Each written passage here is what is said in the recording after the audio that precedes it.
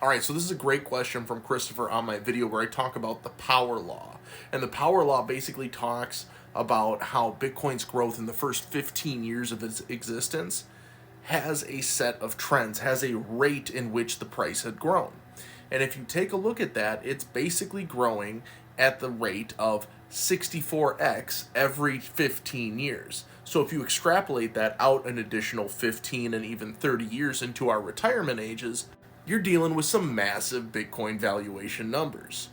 The problem that I have with the law of diminishing returns when it comes to Bitcoin is that diminishing returns usually comes from an asset and it's a characteristic of that asset that tends to exceed the market norm. What do I mean by that? Well, I'm going to take some experience from my real estate appraisal career and kind of bring it over here to this Bitcoin analysis, and it helps me form this view that I'm about to explain. Typically, we see a diminishing return on a characteristic like linear water frontage or extra storage buildings on a particular property. There's a contributed value of that characteristic up until it's no longer normal for it to have that much of that characteristic. If you're looking at water frontage lots on a lake and assuming that all the water frontage is the same quality, most lots might be 150 foot wide at the point of the shoreline. If you have a lot that has 850 feet of shoreline, it's not going to have the same valuation per linear water frontage foot as the original 150 feet that most lots have. Same thing if the market norm is to have 1 2-car garage in a certain neighborhood, but you find a residential property that has 3 2-car garages on it. While there is definitely an increase in value, it's not necessarily a 1-to-1 relationship since the market norm is only 1 2-car garage. All right, so bringing it back to Bitcoin. Bitcoin doesn't necessarily have any of those valuation characteristics that would result in diminishing returns that I can really see.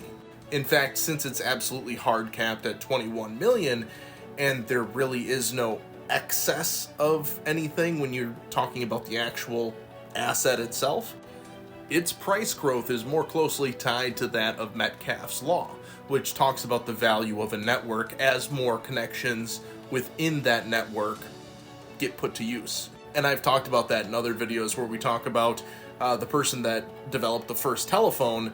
It really didn't have much value when there was only one person that was trying to use the phone. But all of a sudden you introduce a second person, now it has a little bit of value. Add a third person, fourth person, so on and so forth. And the value of that network, of that technology, grew exponentially. And now let's remember that we're looking at 15-year time segments in our current analysis of this asset trend. We're almost looking at 4 halving cycles per 15-year segment. We know there are going to be imperfections in that trend. What I'm proposing is the last 4-year cycle that we just went through had an outlier effect, meaning we got hit by numerous black swan events that wouldn't be typical in a normal 4-year cycle. And I think while that is uncommon, it's hard for us right now to say that it's uncommon because it just happened. Now, I know this is all speculation. We don't know the future until the future becomes the present.